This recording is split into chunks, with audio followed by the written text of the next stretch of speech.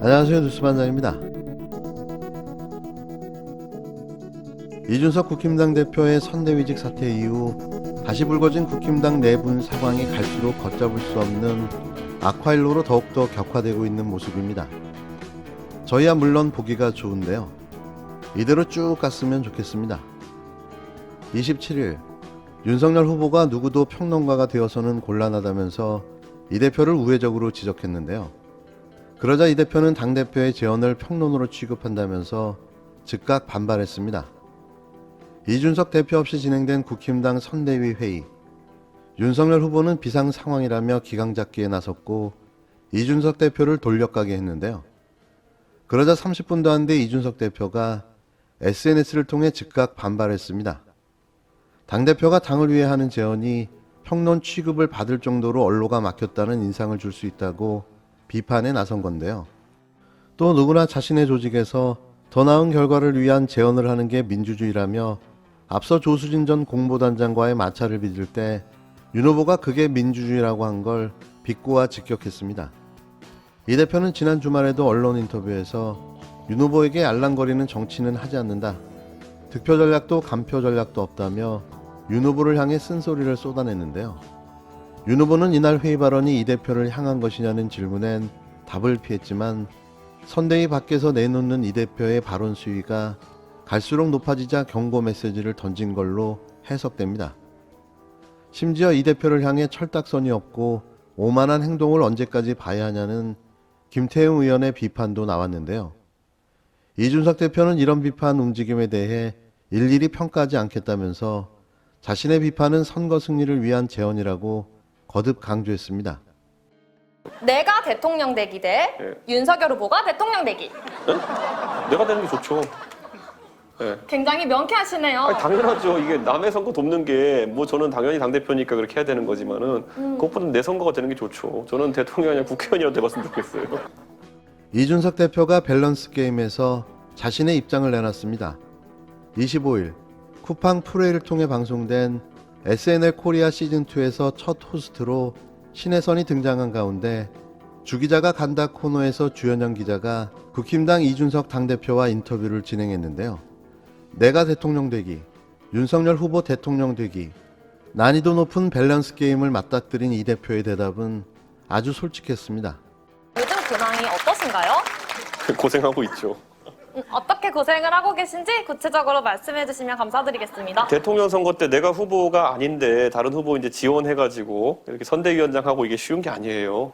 때로는 후보가 이제 총책임자니까 내 말 안 들을 때도 있고, 후보 때문에 마음고생할 일도 있고, 근데 이게 피와 살이 되는 남는 거라 사고 있는 거예요. 이제 곧 크리스마스잖아요. 크리스마스에 함께 보내고 싶은 사람이 있다면 둘 중 누구와 네. 보내실 건지 골라주세요. 박근혜 전 대통령 대 이명박 전 대통령. 이날 이 대표는 근황을 묻는 질문에 고생하고 있다라며 대통령 선거 때 내가 후보가 아닌데 다른 후보 지원해가지고 선대위원장하고 이게 쉬운 게 아니다. 때로는 후보가 총책임자니까 내 말을 안 들을 때도 있고 후보 때문에 마음고생할 일도 있다라며 윤석열 후보와의 갈등 상황을 은근슬쩍 내비쳤습니다. 참고로 이날 방송은 녹화방송으로 이 대표가 국힘당 상임 선거대책위원장을 사퇴하기 이전에 이루어졌는데요. 이어진 내가 대통령 되기, 윤석열 후보 대통령 되기라는 꽤 어려운 질문에 대해서는 조금도 망설임 없이 내가 되는 게 좋죠라고 답했습니다. 이어 이 대표는 당연하죠. 이게 남의 선거 돕는 게 저는 당대표니까 당연히 그렇게 해야 되는 거지만 그것보다는 내 선거가 되는 게 좋죠. 저는 대통령이 아니라 국회의원이라도 됐으면 좋겠다라고 읍소했는데요. 그러면서 내가 40살 이상이라 대통령에 나갈 수 있는 나이가 됐다면 윤석열 후보와 경쟁 관계가 생기지만 지금은 전혀 그런 거 없다. 지금은 우리 후보를 돕는 일에 최선을 다하는 것밖에 방법이 없다라고 덧붙였습니다. 이준석 대표는 당대표 선거 이전에 출마했던 모든 선거에서 떨어졌는데요. 이 대표는 서울 노원구 지역에서 3차례 국회의원 선거에 출마했지만 모두 2위를 기록했습니다. 이날 방송에서 그는 자신의 욕망을 숨기지 않았는데요. 결국 권력인 거죠. 대통령의 꿈, 그건 이준석의 꿈이기도 한 겁니다. 제가 너무 부족했고 그때는 또 할 일이 너무 많고 그냥 좀 그래서 네네. 너무 많았어요. 강의 나가랴 뭐 박사 나가랴 뭐 여러 가지를 너무 많이 했어가지고 많이 네네. 부족했을 거예요. 그때 뭐 실력도 많이 모자르고 뭐 네네. 그러니까 뭐 미흡할 수 있고 그런 건데 뭐 그거 지금 얘기해서 뭐 하겠어요. 번역이 잘못됐으면은 이제 독자분들이 안 사보시고 하면 되는 거지. 그 저한테 지금 물어봐서 어떻게 뭐 없잖아요. 다시 과거를 되돌릴 수도 없고. 언젠가는 그러면 뵐 수는 있는 걸까요? 이제 나오실 계획은 있으신 거죠? 근데 계획은 있을 수도 있고 없을 수도 있고 지금 이제 봐야 돼요. 뭐 아예 안 나오면 국민들이 제일 좋아하겠죠. 제가 지금 거의 악마화돼 있잖아요. 그래서 아예 안 나오면 제일 좋아하시겠죠. 좀 공보팀이나 이런 데 앞으로 문의를 해주시면은 네네. 더 좋을 것 같아요. 그리고 하여튼 조금 저는 하여튼 좀 그랬어요. 갑자기 그냥 네네. 사람이 말하면 맥락을 끊고 딱 그 부분만 하면은 얼마나 이게 네네네. 악의적이에요. 제가 악의적인 걸 너무 많이 당해서 뭐 있는 그대로 얘기를 해주면 좋으신데 YTN은 그렇지 않아요. 제가 봤을 때 저는 그런 거에 대한 두려움을 가지고 있고 또 그게 옳다고 생각 안 하고 또 네네. 제가 부족한 건데 어떻게 하겠어요. 제가 뭐 부족한 건 제가 제 평가를 받으면 되는 거니까 공적인 관심사는 제가 이해할 수 있는데 이거 옛날에 제가 결혼도 전에 이거는 만약 공적인 관심사는 아닐 수 있잖아요. 제가 지금 이제 공직의 아내가 돼서 그런 거지 제가 학생 시절에 그냥 너무나 나이도 그때는 어렸고. 지금 들으신 김건희 씨의 육성 인터뷰는 27일 YTN에 단독으로 보도된 내용입니다. 김 씨가 번역자로 참여한 대학 전공 서적에 번역 오류가 다수 발견됐다는 내용이었는데요. 이에 대해 김 씨가 오류를 인정하고 해명한 내용이었습니다. 번역이 잘못됐다면 독자들이 안 사보면 될 것 아니냐는 그의 답변에 경악하고 말았는데요.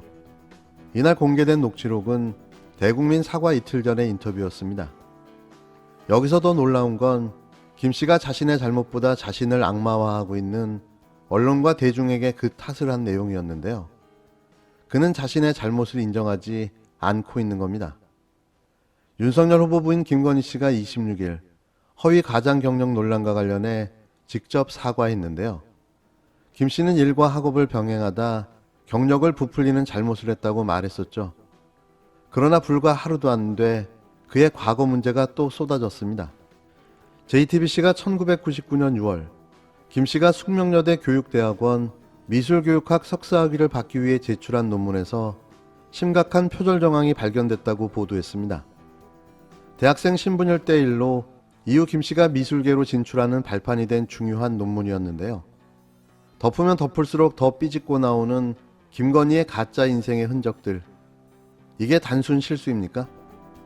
수단과 방법을 가리지 않고 어떠한 불법과 편법을 통해서라도 성공만 하면 그만이라는 그의 인성을 보여준 끝판의 결과인데요. 아무리 울고불고 생쇼를 해도 국민들의 비판과 지탄은 피하기 어려워 보입니다. 대학 강사 지원서에서 허위 경력을 기재한 의혹으로 대국민 사과를 한 국힘당 윤석열 후보의 부인 김건희 씨의 석사학위 논문도 표절 시비에 휘말렸다고 JTBC와 연합뉴스 측이 보도했습니다. 27일 연합뉴스에 따르면 1999년 제출된 김 씨의 숙명여대 교육대학원 미술교육 전공 석사학위 논문 파울 쿠레의 회화 특성에 관한 연구에서 이전 출간된 책 논문 등과 동일한 부분이 상당수 발견됐다는 건데요. 이 논문은 김 씨가 개명하기 전 김명신이라는 이름을 썼던 99년 6월 제출됐습니다. JTBC는 이날 김 씨의 논문을 표절 심의 프로그램 카피킬러로 검증한 결과 표절률이 42%에 달한다고 보도했는데요. 보통 학계에선 표절률이 20%를 넘어서면 심각한 연구 부정으로 간주하고 있습니다.